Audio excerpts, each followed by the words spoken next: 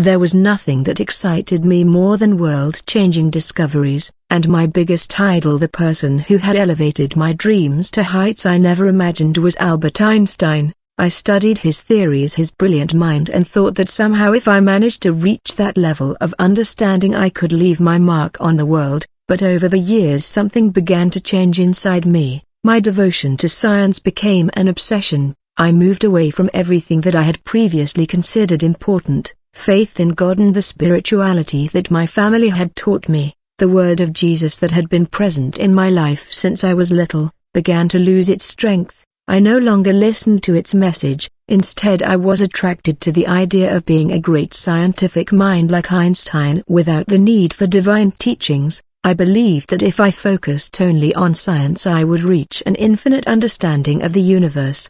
However, the destiny of a cruel and devastating way brought me to a point of no return. During a scientific experiment where I was trying to discover the deepest secrets of space-time, an unexpected accident occurred. I don't know what happened exactly, but suddenly everything went dark. I felt an immense pressure as if time itself had stopped. Then darkness enveloped everything and I lost consciousness. When I woke up I was not in my laboratory or in any familiar place. The heat scorched me as if the air itself was burning. My skin was burning and my breathing became more difficult with each passing second. I looked around me and what I saw froze my blood. I was in a place that did not seem of this world, surrounded by hellish flames. The ground burned under my feet, and in the distance I saw human figures tormented, screaming in pain. The souls writhed in agony, paying for their sins, and I could not help but feel a deep despair. At that moment something that I never imagined happened.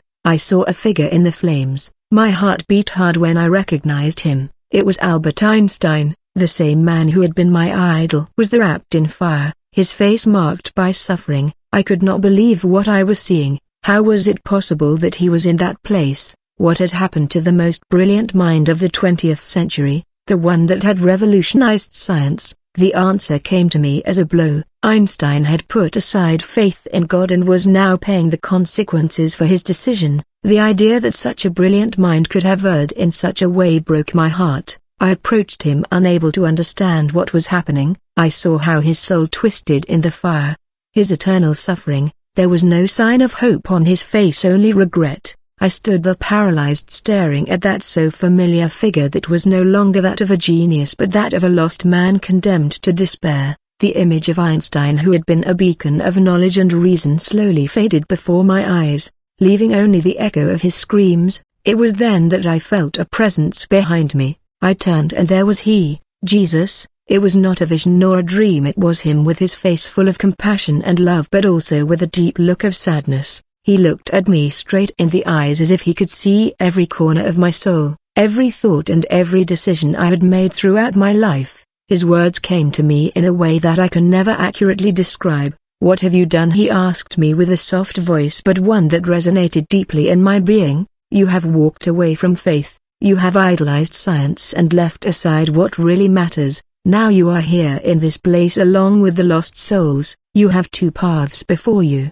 repentance and acceptance of God, or eternal damnation in this place." The words of Jesus hit me like an immense wave. I felt small, completely lost, but at the same time a sense of clarity was moderated from me. Science, as important as it was, could not fill the void that had been left in my life. The lack of faith, the love of God that I had forgotten for so long, was the only answer. At that moment I felt a deep shame for my decisions. The obsession with science had blinded me to what truly matters in life, the love and faith in God. I knelt down from hell and I cried. I cried for my arrogance, for my indifference towards the word of Jesus, for everything I had lost. I accepted that I had made a grave mistake and that I could not continue ignoring what had been my true foundation. It was not too late to change, but I needed to ask for forgiveness. The light of Jesus enveloped my being and I felt an indescribable peace. At that moment I knew that I was taking the right path.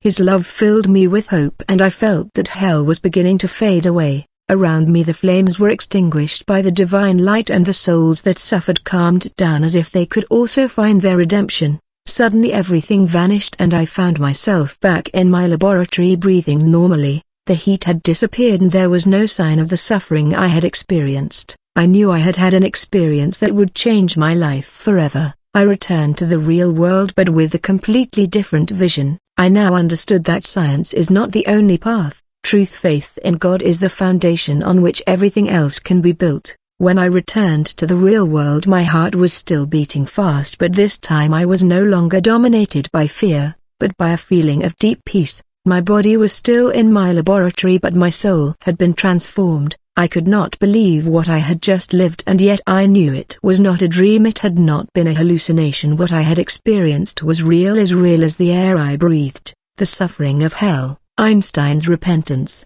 Jesus' compassion, everything continued very vivid in my mind, and I could not ignore it. I got up from the work table where I had been just before the accident. My surroundings seemed the same. The science books, the formulas on the blackboard, the laboratory equipment, yet everything looked different. Now the walls that before seemed full of wisdom and achievements felt empty, as if none of it had real value. What good were complex equations and discoveries if they were not based on something eternal, something true and divine? I realized that my obsessive search for scientific knowledge had taken me away from the greatest purpose one can have in life, to serve God. I remember that at that moment I felt an urgent need to open the Bible, something I had not done in years. I had it stored in a corner of the room, almost forgotten, covered in dust. I took it with trembling hands and opened its pages looking for answers. My eyes fell on the words of Jesus, "I'm the way, the truth and the life. No one comes to the Father but for me." Those words resonated deeply in my heart. I could no longer ignore the truth that had been revealed to me in hell. My obsession with science had clouded my vision of the absolute truth that was the love and grace of God. I began to remember clearly every moment of the encounter with Jesus, his voice soft but firm, his gaze full of mercy, the way in which he had shown me the suffering of the damned souls and had given me the opportunity to change my destiny. I felt ashamed of my arrogance for having believed that science was the only truth. I had forgotten that all the wisdom in the world, all human intelligence, came from God. It was then that I understood that my true vocation was not only to be a great scientist but to be a person of faith capable of carrying the light of truth and God's love for others. The days went by but the transformation inside me was deep. I was no longer so interested in physical theories and complex experiments. My mind, although still fascinated by science, focused more on understanding the divine purpose in everything. I had learned science was no longer an end in itself but a tool to glorify God, to understand His creation but always under His will. I began to pray every night, asking forgiveness for my pride and for having abandoned the faith that had been given to me since I was little. The process of reconciliation with God was not easy. Sometimes I felt that my rational mind was fighting against the love that I was beginning to experience. Science with its logic and precision seemed to be in constant conflict with the faith that asked to believe without seeing, trust without fully understanding. However, something inside me told me that faith was the bridge that connects science with truth ultimately. In my heart, I understood that both could coexist, but I had to recognize that human wisdom was only a fraction of the infinite divine wisdom. My life began to change in a tangible way.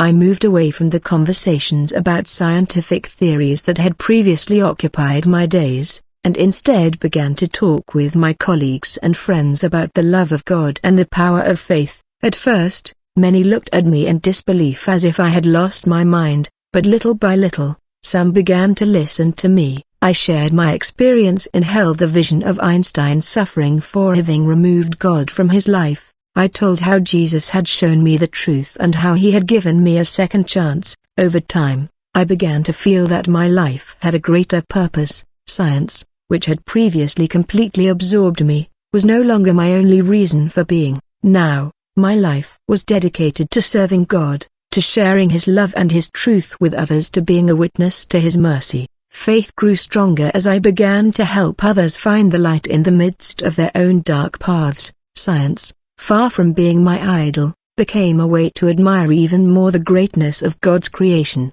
Every discovery, every advancement reminded me how great He was. As the years passed, my spiritual path deepened. I began to become more involved in my community, helping those in need and guiding those who, like me in the past, felt lost and disconnected from faith. My life no longer revolved around the search for academic fame or scientific recognition. Now my greatest achievement was to live according to God's will, to follow Jesus' example and share his message with the world. One day after a conference on science and religion to which I have been invited, I found myself reflecting on how far I had come on my journey. I sat in my office surrounded by my books but with a deep sense of peace that I had not known before. I remember the moment I met Einstein in hell and how that encounter had changed my life forever. I thought of the suffering of so many lost souls who like him had sought answers in human knowledge but had forgotten the most important thing, the love of God. That night as I prayed I felt the presence of Jesus again. It was not a vision but I knew he was there beside me, guiding me. I felt an indescribable peace as if everything was in its place. The love of God enveloped me, and for the first time in a long time I knew that everything that had happened in my life had a purpose. I had gone through trials, I had witnessed suffering, but I had also found truth and salvation. In that moment I understood something deeply. Science and faith do not, they are opposites but complementary. Both seek the truth.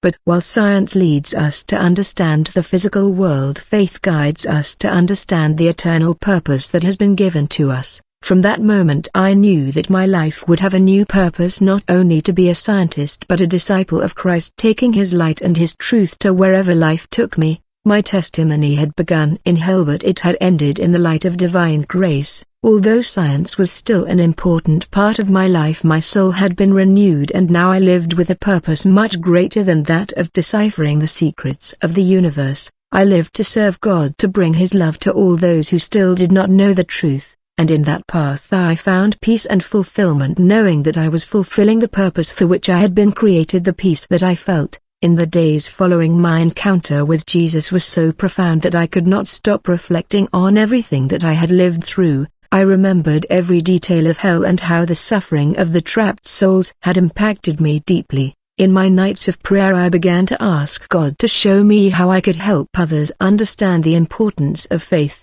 as he had shown it to me. I decided then to take a step further in my transformation. I no longer only wanted to share my testimony with those close to me, but I felt an urgency in my heart to do so in a broader context. There were so many people who, like me, had forgotten what really mattered to them. Science, that for so long had been my only reference, could not give them the peace or the hope that only God could offer.